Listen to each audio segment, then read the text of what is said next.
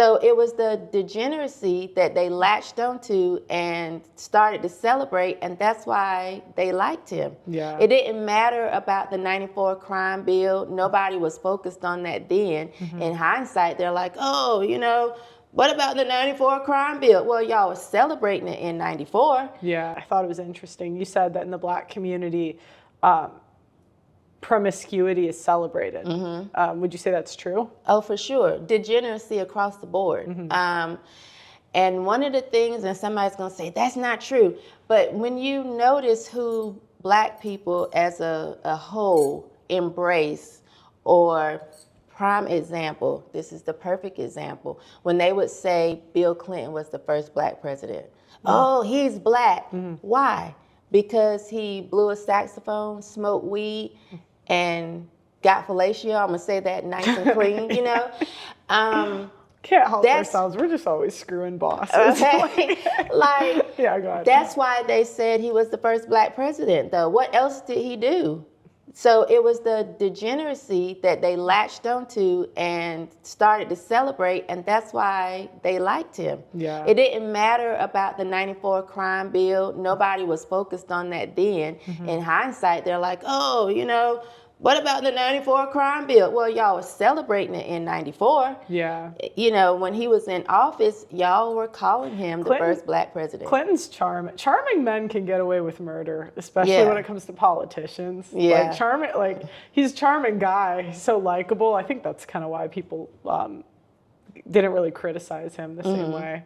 Yeah, for Black people, they would say he was the first Black president, and it was not because he did anything good or substantial in the Black community. It was simply because of the degeneracy. Back in 2023, I was put on a government watch list for speaking out about men's issues.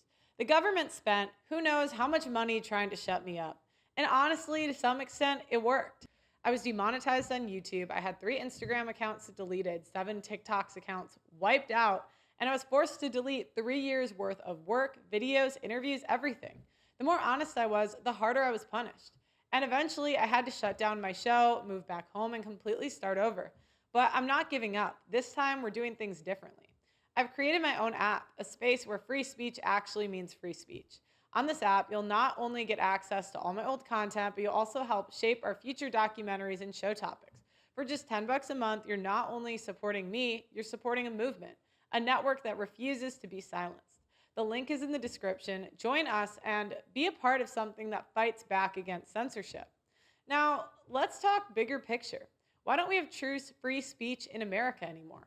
Welcome to the female economy, where women make 80% of consumer buying decisions. Have you ever wondered why women always seem to get their way? Well, here's the truth.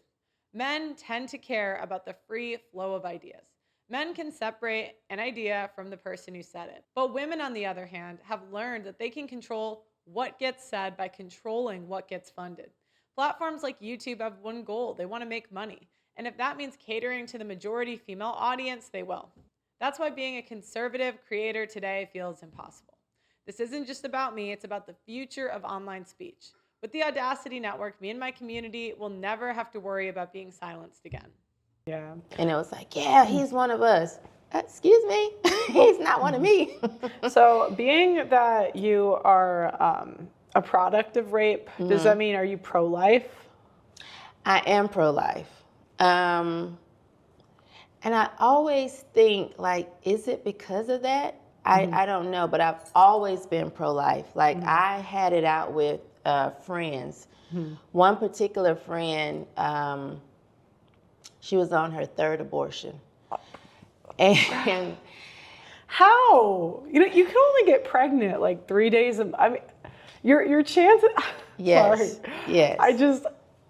Oh my God, she must be the most irresponsible person right. ever. Isn't it? It's irresponsibility. I'll give you one you can chalk up to like not know, but 3? 3. She was on her 3rd one, and mind you, at the time, we were 19. Sorry. Yes. Okay, keep going. Yeah, keep going. we were like 19. And so I've always been pro-life. And I remember at that time, her mother was mad at me because it seemed like I wasn't being supportive of her. I think maybe her mother thought this was her first one. I don't, And she said her mother wanted to talk to me. She wanted to have a sit-down conversation. And I said, you don't want to bring me into like your home to sit and talk with your mom. Like, this is not gonna go over well. And her mom, she didn't have the guts to stand up to her mom and say, no, don't talk to Shamika. So long story short, we're in there and her mom is ridiculing me for not being a good friend, for not supporting her. Everybody makes mistakes and I'm being judgmental and whatever. And I go, I'm not going to keep supporting her killing kids. This is her third one, you know? And her mom is like, what? Your third? And I just sat there like, you know? I don't know if it's because I'm a product of rape. Maybe, but I've just always been pro-life.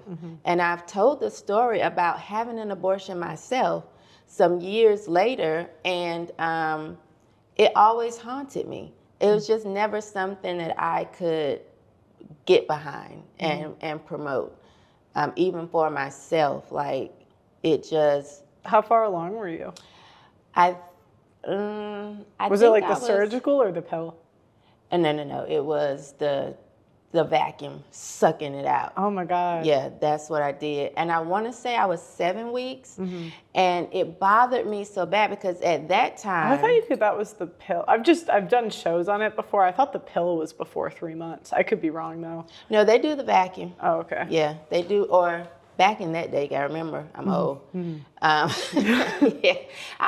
nobody even mentioned the pill then, so I don't even know if a pill was out at that time.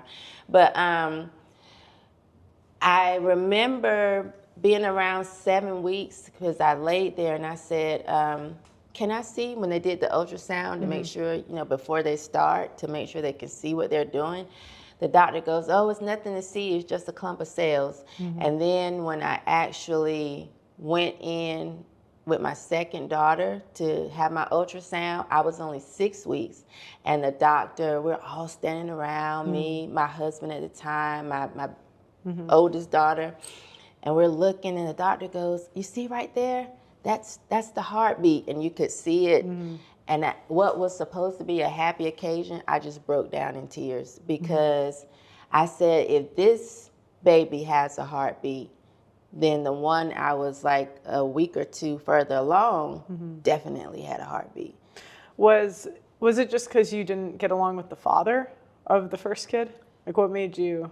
No, I think because I was poor. Oh, you didn't? Yeah, I was poor. And it was like, I can't have a baby. I can't afford it. Yeah. Yeah.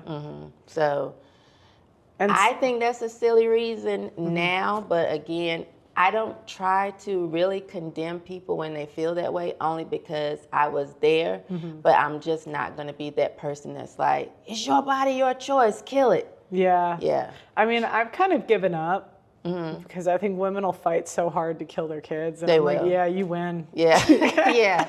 I said that the last liberal I had on to argue this. I was like, yeah, kill it up to birth. I don't care. Yeah, I think it's disgusting. Right. If it was up to me, it would be illegal, but it's not. And I just kind of view it like, imagine there's like the Titanic, right? And the Titanic is sinking, and there's a lifeboat. And I think of abortion as the Titanic, where if you really try to save that issue, you're going to go down with the boat because it's just, you can't, women have too much voting power. They're never going to give it up. So you can either get on the lifeboat and worry about issues that we could maybe change. Right.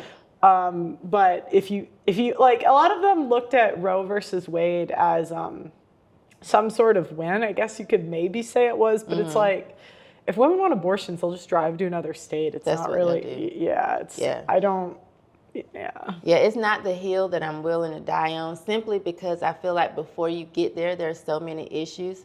So that's why I try to talk about more culture and really just saying, okay, women be in a better predicament or have some morals, have some values. And so I feel like if I kind of die on that hill, maybe they won't even get to the abortion place, because maybe they'll have some morals and values, and maybe they'll be Yeah. in good relationships where they feel like, okay, I can keep this kid and I can be okay.